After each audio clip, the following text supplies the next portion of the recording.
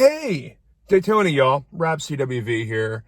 Back for another year of NASCAR stuff. And you wonder why I've been so quiet over the last few weeks over the winter. Because I hate Daytona, period. It's a bad race. It's hard to call. Half the cars get wrecked. It's like Talladega. Seriously, you enter the thing expecting anywhere from 40 to 60% of the field to get wrecked, damage, or otherwise have some sort of problem that has nothing to do with driver ability. Because you can't predict what's going to happen to these places.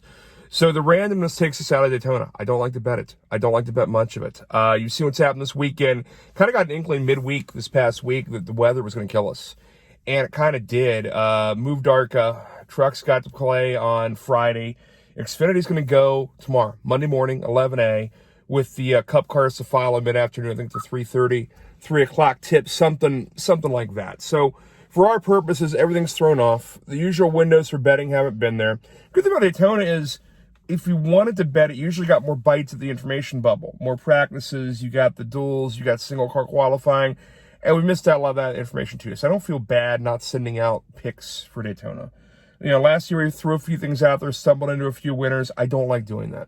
So the real season starts next week with Atlanta, also a super speedway, but I'll disagree with folks. It's less random. Car quality, driver quality matter more at Atlanta, and I think that's borne out the first couple years since they've made the switch to that facility. So here's what we're going to do. Real quick, again, it's Sunday night now. Races coming up, Xfinity 11A and Cup 3-ish P on Monday, weather permitting from Daytona. Forget that stuff for right now. I haven't seen a lot I like. What we'll do at the end of this call, we will give you a short list, what I call you my bracket plate, restrictor plate list of basically we buy a quarter of the field at super long shots, put them in for a tenth of a unit or similar, and think something good is going to happen. It often does, and guys who are priced at around $3,000, $4,000, you know the usual ones who do well at these tracks, or at least our head thinks they do, the Austin Dillons, the Eric Jones, the Cindrics, guys like that. We're putting together a little portfolio of that stuff, to spend a unit on or whatever. But big picture for Daytona, we're out. What we're on season numbers. I'll run through them real quick. There are 4 season bets I kind of like. 2 are must-buys. The third is more expensive, but I like it. The fourth is your call, but understand what the market does to favorites, guys who are priced in the single-digit hundreds, under 10 to 1, to win the season package and where they go over the course of the season. Number 1, if it's available to you, Tyler Reddick at 18. He's been sitting around 16, 18, 20 here in the preseason. Any problems that Toyota had with the new nose, both for qualifying and in race and forward, probably gone. We did learn that out of the duels. So I don't have any anticipation that Toyota's going to come out and be terrible to start the season. Not that they're crippled in any sense. So season bets, Reddick 18. Play some of that. Period. That's in there. Chastain 20 to 1. Same thing. Play it. And understand the map of the playoffs has changed. We still close at Phoenix. There's a couple road courses built in there, which I think advantage guys like Reddick, like Bell, like Chastain. You know some of the ones who can get involved down there. Could bail out somebody at the real long end of the odds as well, if they're already in the playoffs, like a Cindric or a Ty Gibbs. But beside the point, Reddick at 18. Chastain at 20. He was briefly 22 last week at DK. That's gone. Sorry. I bought some. I liked Logano when he first opened back around Thanksgiving. That was at 18. That's long gone. Wouldn't touch it now at 12. The other guy we like, Chris Bell. And I love Chris Bell. I'm a Chris Bell stan. And we overinvest in Chris Bell, but we still win a lot and have done so the last couple years with Bell. The problem is his season number. Now he's put a Final 4 up there and looks really, really good on virtually every track style in a Toyota. Best price on him is 12 to 1 at Superbook, 11 to 1 at MGM. And I think there's some chances for him to win earlier in the season. I don't think any of these 3 prices, Reddick, Chastain, or Bell, will ever get much cheaper than they're sitting right now. You will not have an opportunity, in my mind, to get in cheaper because those guys are threats at, frankly, almost every track type, and all should be there in the Final 12 or Final 8. I really, really feel strongly about that. And again, winning the title is about being good, being in position, being in the Final 16, 12, 8, and 4, but getting to Phoenix, being able to win. Who won the Phoenix race last year who wasn't in the Final 4? Ross Chastain. Young guys who can tire manage, who can handle that sort of high tire wear track, the Homesteads, the Phoenixes, the Darlingtons. I love those guys. That's why I put Chastain in there. Reddick was terrible at Phoenix last year. He'll admit that.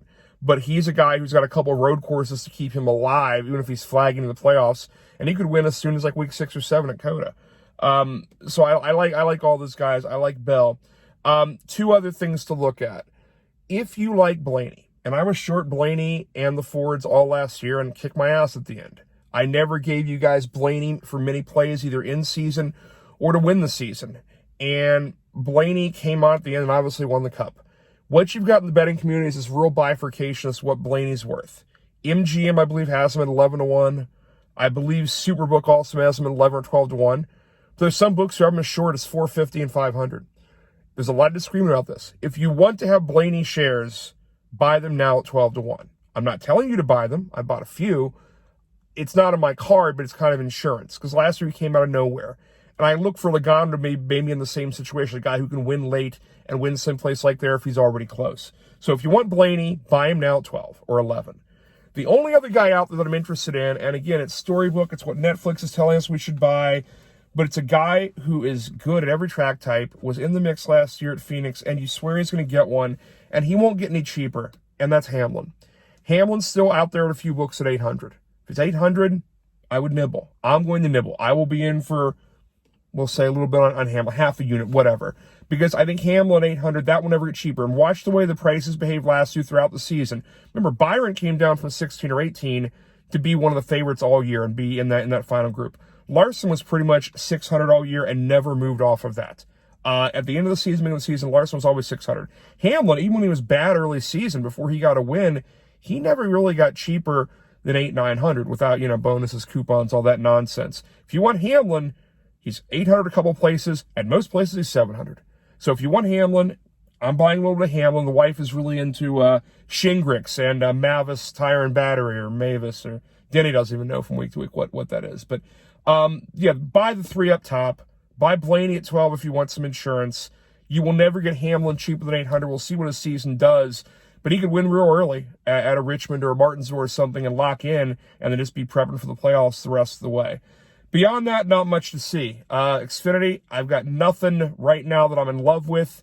Remember, some of these books also canceled your bets. If you're on FanDuel early, they canceled all your bets because the race got moved and it was outside the 24-hour timeline. Anyhow, big picture, I'm going to do some math after I finish cutting this.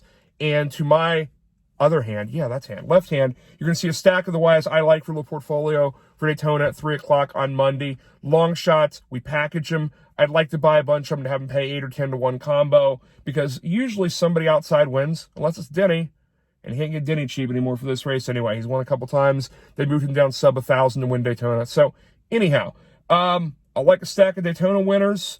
I like long shot Toyotas to win top Toyota. If you can get Nemechek, Jones, even Jimmy J. Jones at 800 or cheaper. I like Nemechek in the teen hundreds. I like those. There's not a ton else I'm seeing. There really isn't. Maybe I'll put it out on Twitter at RobCWV. As always, thanks to the college kids, the FTA gang, getting spooled back up on NASCAR. It's 2024, baby. We will see you Monday for lunch at Daytona.